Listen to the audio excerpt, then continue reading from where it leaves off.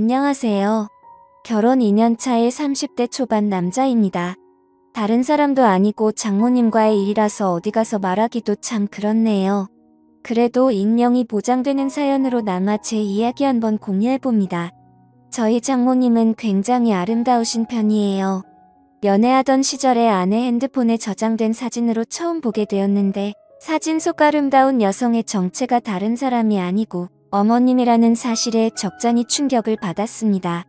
피부도 윤기가 흐르고 탱글했고 평소에 운동으로 다져진 몸매, 또한 40대 초반이라고 해도 믿을 만한 정도였으니까요. 매번 생각만으로 하고 있었는데 장모님을 처음 보게 된 그날 저도 모르게 장모님께 아름답다고 입 밖으로 말해버려서 그 자리를 웃음바다로 만들었던 적도 있습니다. 아내와 사이도 각별하고 저희가 결혼하고 나서 구한 신혼집도 처가집과 가까워서 주말이면 자주 처가에 가고는 했습니다. 저희 부모님 집에도 자주 가기는 했지만 아무리 그래도 거리가 가까운 처가에 자주 들릴 수밖에 없었어요. 장모님은 세련된 외모도 외모지만 특히 음식 솜씨가 너무 좋으셨습니다.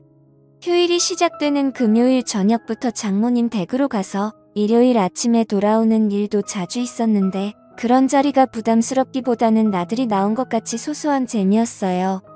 그렇게 할 수 있는 이유는 제가 잘하는 것도 있을 테지만 장모님 성격이 또 격식 같은 거 챙기지 않으시고 워낙에 자유분방한 성격이라 그다지 큰 거리감을 느낄 수 없던 것도 한몫했습니다.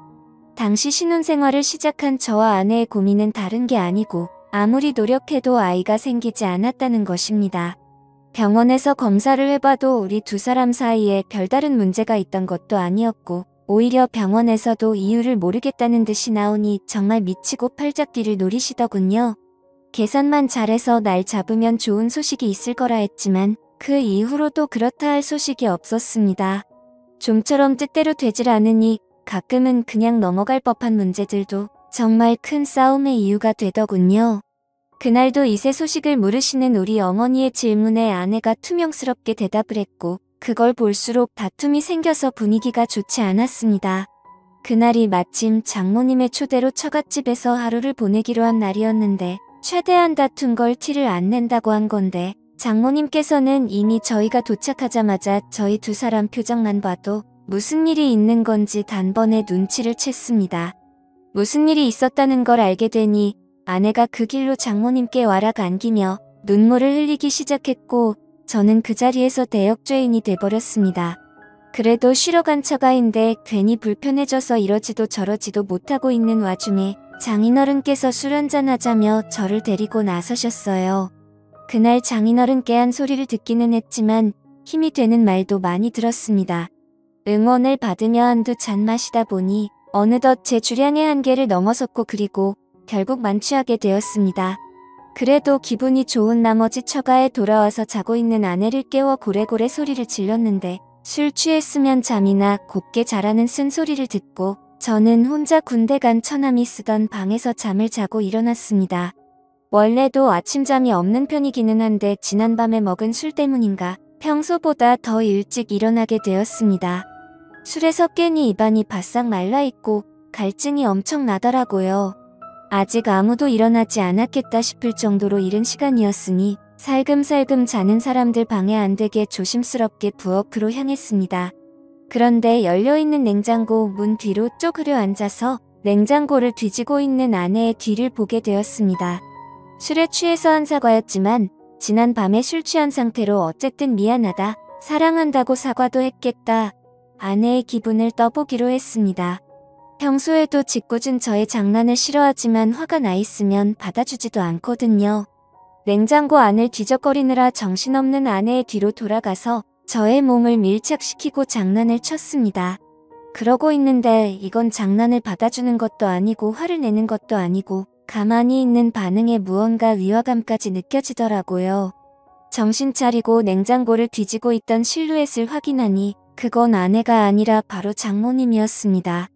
아내가 잘 때 입고 자는 치마형 잠옷과 똑같은 걸 입고 계셨어서 그것만 보고 당연히 제 아내라고 착각했습니다.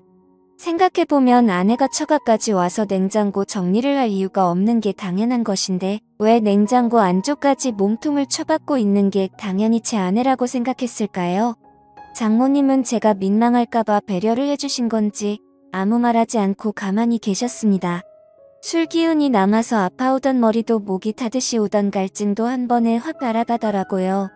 머뭇대다가 제 정신이 들어서 죄송하다고 큰 소리로 사과를 하려던 찰나에 장모님께서 제 입을 손으로 틀어 막으며 아내가 깰 수도 있으니 사과하지 않아도 괜찮다고 하시며 저를 방으로 끌고 들어가셨습니다. 도망치듯 처남의 방으로 돌아와서 이불을 뒤집어 쓰고 한참을 좌불안석 애간장만 태웠습니다. 갑자기 문 열리는 소리가 들리고 저에게 다가오는 소리가 들렸는데 제가 뒤집어 쓰고 있던 이불을 확 걷어 올리더군요. 그리고 제 눈에 가장 먼저 들어온 건 제가 아까 뒤를 문댈 때 봤던 그 치마였어요. 그래서 엄청 놀랐는데 다행히 이번에 이불을 거둔 건 장모님이 아니라 제 아내였습니다. 평소보다 과격한 행동에 혹시 장모님께 무슨 말이라도 들은 건가 긴장을 하고 있는데 아내가 아무리 술을 많이 마셔도 그렇지 어른들 다 일어나셨는데 방 안에서 혼자 뭐하냐고 하면서 저를 끌고 나갔어요. 주방에는 아침 식사 준비가 한참이더군요. 장모님은 당황도 안 하신 건지 제 속 풀어주겠다고 콩나물국을 시원하게 끓였다며 제 앞에 한 그릇 놓아주시더라고요. 힐끗힐끗 장모님의 기분을 살폈는데 괜히 저 혼자 행동이 이상한 것 같아 저도 아무 일 없던 척 해보려 노력했습니다. 그래도 억지로 그렇게 하려다 보니 잘 안 되더라고요. 안세사를 마치고 가족들이 텔레비전 앞에 모여 간단하게 과일을 먹고 시간을 보내고 있는데 결혼 전부터 결혼 후에도 한두 번 오는 처가가 아닌데도 그렇게 불편할 수가 없더라고요. 처음 결혼 허락을 받으러 왔을 때도 이렇게 불편한 적이 없었던 것 같은데 말입니다. 아내가 다 먹은 과일 접시를 치우고 자리를 비웠을 때 장모님이 제 옆으로 다가와 앉아서는 저에게 알 수 없는 미소를 건네셨습니다. 아내가 돌아오고 나서도 계속 저에게 시선을 주시면서 미소를 지으시는데 그 미소의 의미를 자세히 알 수가 없어 불편하기만 했습니다. 아내가 저를 깨워서 데려 나오긴 했지만 아직 화가 다 풀린 듯한 느낌이 들지는 않았습니다. 말도 안 걸고 저한테 대하는 태도도 몹시 차가웠거든요. 아내는 화가 잔뜩 나 있지. 장모님은 자꾸 알게 모르게 저에게 이상한 신호를 보내고 있지. 그날만큼은 처가에서 보내는 시간이 즐겁기보단 지옥 같았습니다. 맛있는 식사고 편한 휴식이고 간에 어서 빨리 월요일이 돼서 회사로 출근하고 싶은 마음뿐이 없었어요. 그래도 전날 저녁에 마신 것과 술이라고 과일까지 먹고 나니 배가 불러서 잠이 솔솔 쏟아지더군요. 어차피 불편하게 있을 바에야 제가 잠들어 있으면 아무도 방해하지 않을 거라 생각이 들었고 이러나 저러나 눈치 보고 욕먹는 거는 똑같을 텐데 그러면 차라리 전날 저녁에 과음한 걸 핑계삼아 잠이나 자고 방해받지 않은 수면 끝에 집에 돌아가서 빨리 출근 준비를 하겠다 하는 게 이 지옥에서 벗어나는 길이라는 생각이 들었습니다. 그렇게 한참을 자고 있는데 이번에는 누가 저를 흔들어 깨우더라고요.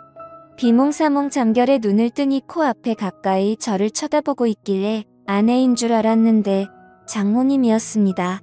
하마터면 팔을 뻗어서 끌어안을 뻔했는데 정말 화들짝 놀라고 말았어요.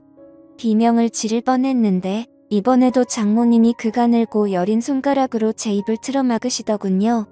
지금은 다들 낮잠을 자고 있다고 하시면서 저를 데리고 어디론가 데려가셨어요. 장모님이 저를 데리고 들어간 빈 방은 다른 곳이 아니고 바로 아내가 결혼 전에 쓰던 아내가 자라온 방이었습니다. 매번 방문할 때도 정리가 안 되어 있다는 등 핑계를 대며 저에게 보여준 적이 한 번도 없는 곳이었는데 장모님께서 이번에 저를 위해 열어주신 거예요. 방 안은 깔끔하게 먼지 한 털 없이 정리되어 있었고 그걸 보니 장모님의 손길이 구석구석에서 느껴졌어요. 그중에 눈에 들어온 건 아내의 화장대 위에 놓여있는 저와 아내가 연애하던 시절에 같이 찍은 사진이었습니다. 그리고 그 옆에는 저와의 이야기를 써놓은 아내의 일기장이 있었어요. 그 안에는 아내가 저를 얼마나 사랑하는지에 대해서 적혀 있었습니다.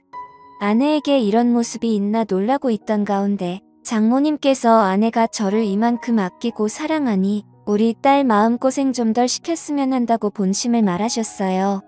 아침에 제가 다가왔을 때를 말하시면서 이상은 없는 것 같은데 너무 조바심 내지 말고 하다 보면 좋은 소식이 있지 않겠냐고 농담처럼 말도 하셨고요. 그 말을 들으니 다시 아침에 장모님과 있던 일이 떠올라 얼굴이 새빨개졌습니다. 그렇게 아내가 연애하면서 쓴 일기장을 보고 있는데 아내가 소리를 지르며 방 안으로 들어오더군요. 그걸 왜 보냐, 그걸 왜 보여줬냐 하며 당황하는데 그 모습이 오랜만에 너무 귀엽게 느껴졌습니다.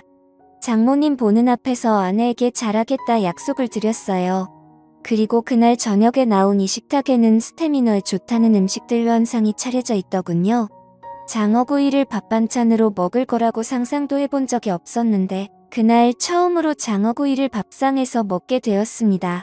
장모님은 깨알같이 꼬리 부분을 제 밥 위에 집어 올려주시면서 남자가 힘쓰려면 꼬리를 꼭 먹어야 한다며 은근슬쩍 농담을 하시고 아내를 보고는 사위가 그래도 노력하는 것 같은데 너도 빼지만 말고 잘 좀 받아주라면서 농담을 하셨어요.